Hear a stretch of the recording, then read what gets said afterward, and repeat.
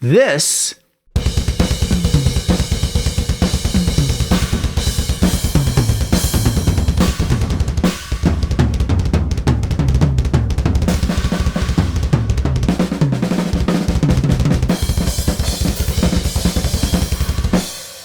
is what recording with 21 microphones sound like.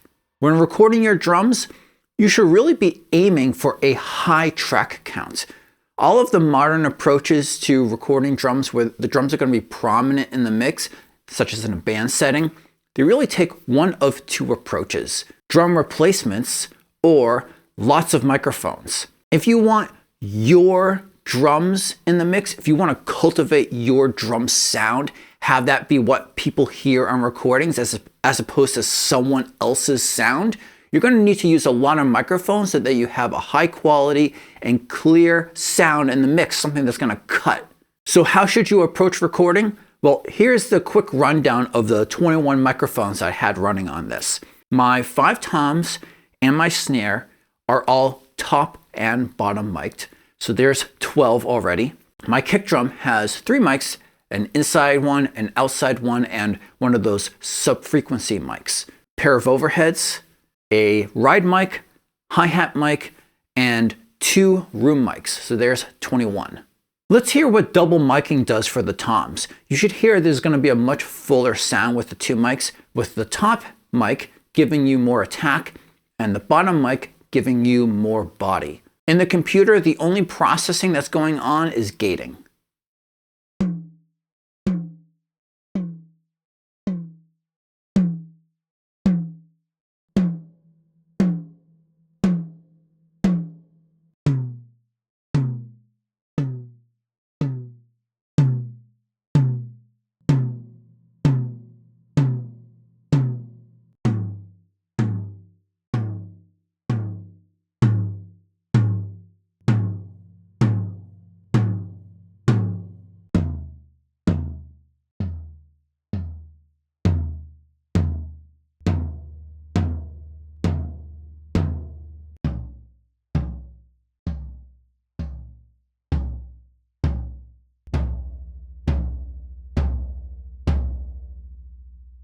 I like to blend the top and bottom mics here fairly evenly, maybe with the top one a little bit louder. If you want to capture how the drum sounds in the room, you really need to go with this approach. Imagine someone in the room is listening to your drums. They're not hearing just the top mic. That's too focused of a sound for them. It's not like that they have their ear against the drum. They naturally hear the overall sound of the drum, which includes sound coming from the bottom head. The same reasoning is true for the snare drum, though the approach is a little bit different. Now a lot of the body sound is actually coming from the top head, whereas, the sizzle is coming from the bottom.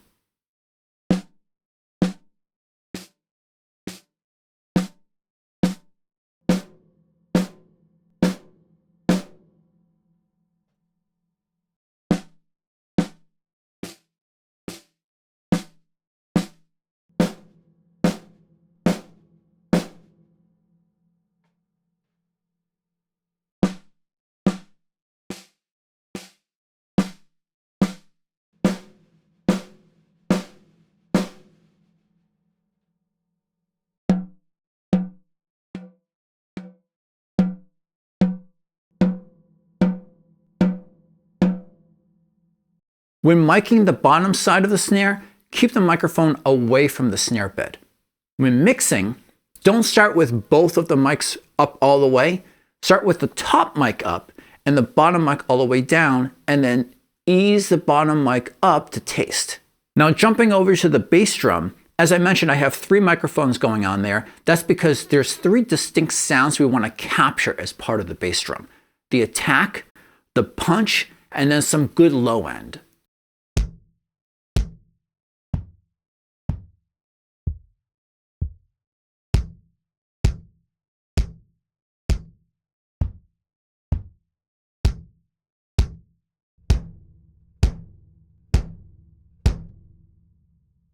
It should be noted that the amount of attack that you're hearing here, of course, is not what it naturally sounds like in the room, but it is very important for modern and dense recordings so that your kick doesn't get lost in the mix. People who are listening on their cell phones, they're not going to be able to hear the low end stuff. And without that attack, your bass drum will just get completely lost. But for those people who are actually listening on a good set of speakers, that sub-frequency mic is going to really deliver a lot of cool flavor for them. So you're probably on board with using a pair of overheads, but why separate hi-hat and ride mics? The idea is to take these critical and sometimes quieter cymbals and be able to have them prominent in the mix without having to turn up the overheads. Now you might be thinking these cymbals are not going to be quieter than the crashes. Even if you are really laying into them hard, the chances are that your crashes are up higher than your ride and your hi-hat, which means they're closer to your overheads. And based on proximity, the crashes will be louder getting into the microphones. So that is why the hi-hat and ride may seem quieter in the mix.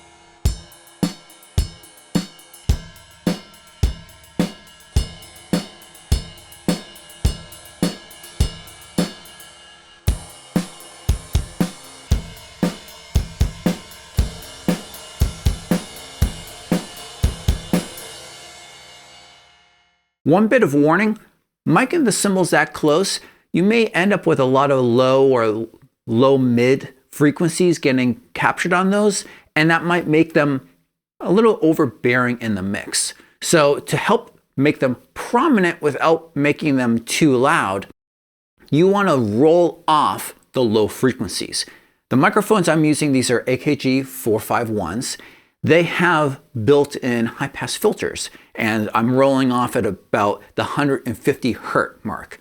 And that really helps to get rid of this extra stuff that we don't care about on the cymbals, right? We want the higher, more sibilant stuff that's going on. You probably want to roll off even more than that. So I'm rolling off 150 at the microphone, but in the mix, I might roll off at, say, 600 hertz or maybe 800 hertz. Similar to the bottom snare, don't start with the hi-hat and ride mics way up in the mix. Start with the overheads up there, have the hi-hat and ride all the way down, and then slowly start to bring up those faders to taste. This finally brings us to our room mics. As you've been seeing, I've been adding in the room mics to all of those audio samples so you could hear what that sounds like when they're added. But what are the room mics really doing? How is it helping our mix? Remember earlier when I said miking just the top of the toms is not natural sounding because, we don't listen with our ear right next to the drum? Well, gating and cleaning up your drums, that also leaves your drums sounding unnatural because there's all this decay that should be occurring that's now lost. But this process of gating, of chopping up the drum tracks, is very important to make sure that the drums are clear in the mix, because the room mics are literally in the room in a place where someone could be actually listening to your drums. They hear this natural decay, and that allows us to, like some of the other approaches where we're feathering things in to taste, we can feather in those room mics to taste. We can add back in a controlled amount of natural decay to the drums that we have otherwise lost due to gating.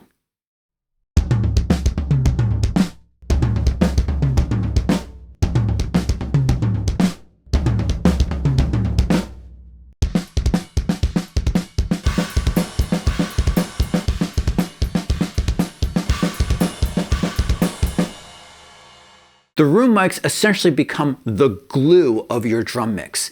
It helps all of your individual drums that have been gated now come together and sound like one instrument.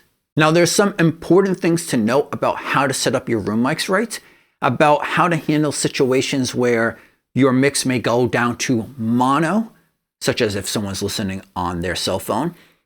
And you can find all the details needed for that right over here.